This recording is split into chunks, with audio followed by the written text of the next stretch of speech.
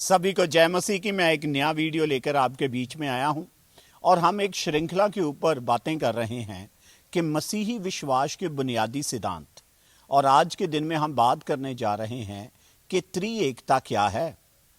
और इस सेशन में, इस वीडियो में हम त्रिएकता के ऊपर अध्ययन करेंगे।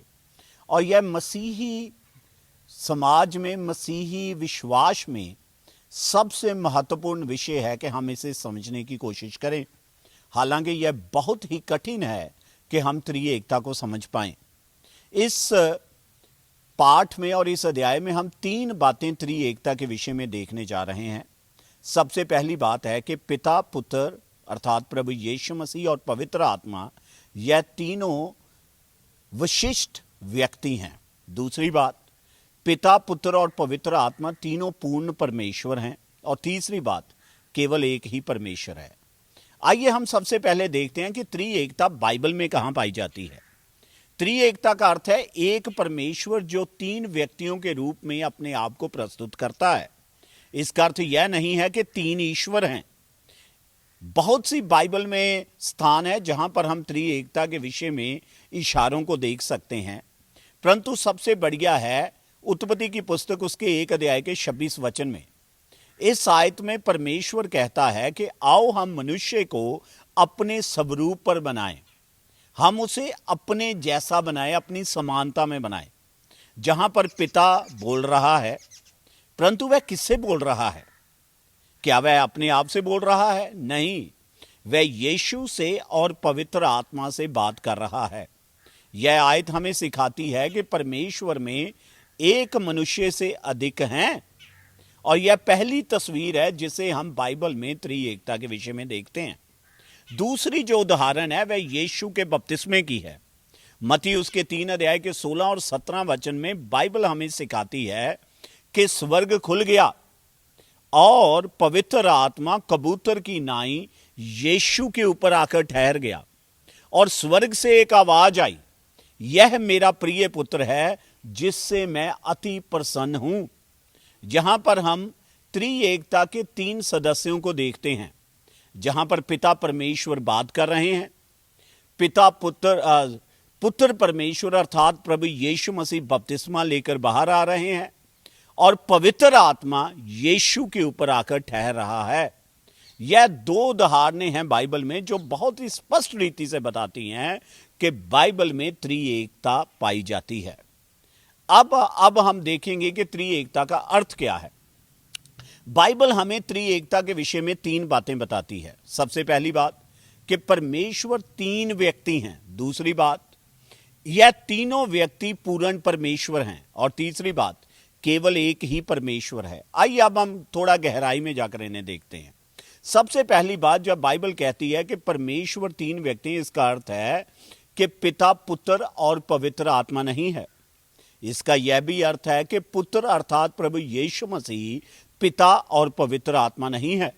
और जिसका यह भी अर्थ है कि पवित्र आत्मा पिता और पुत्र नहीं है।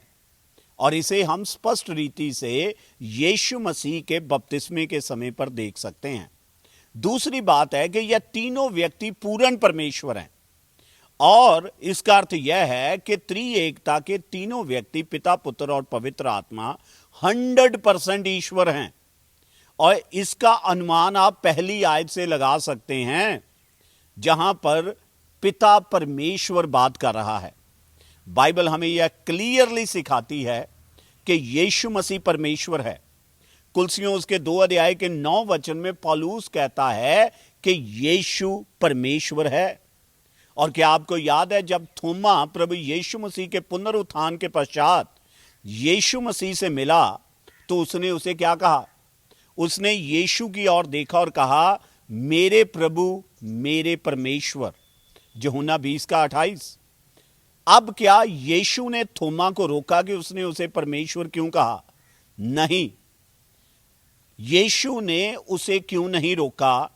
क्योंकि थोमा सच्चाई बता रहा था कि यीशु परमेश्वर है।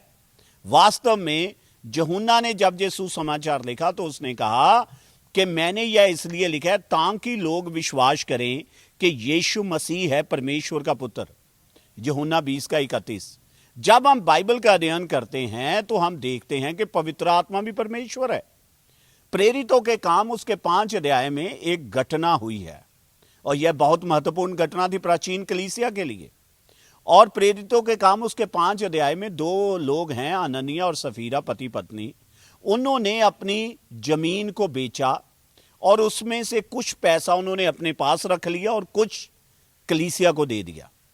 अब समस्या यह थी कि उन्होंने वायदा किया था कि हम सारा पैसा कलीसिया को देंगे, परंतु 5 अध्याय के 3 वचन में पतरस हननिया के ऊपर दोष लगाता है और कहता है कि तुमने पवित्र आत्मा के साथ झूठ बोला है। और फिर 5 वचन में पतरस हननिया से कहता है तूने परमेश्वर के साथ झूठ बोला है। तो जहां पर बाइबल हमें शिक्षा देती है कि पवित्र आत्मा के साथ झूठ बोलना परमेश्वर के साथ झूठ बोलना है, और यह साबित करता है कि पवित्र आत्मा पूर्ण परमेश्वर है। इस समय तक हमने देखा है कि बाइबल सिखाती है कि परमेश्वर 3 व्यक्ति हैं और हर एक सदस्य पिता, पुत्र, पवित्र आत्मा पूर्ण परमेश्वर हैं। अब आइए अपने अंतिम पॉइंट की ओर जाते हैं। एक ही परमेश्वर है। बाइबल इस बात के प्रति बहुत स्पष्ट है कि एक ही परमेश्वर है। आइए इसकी कुछ उदाहरणें देखते हैं। पहली उदाहरण व्यवस्था विवरण की पुस्तक उसके 6 अध्याय के 4 वचन में बाइबल कहती है परमेश्वर एक है।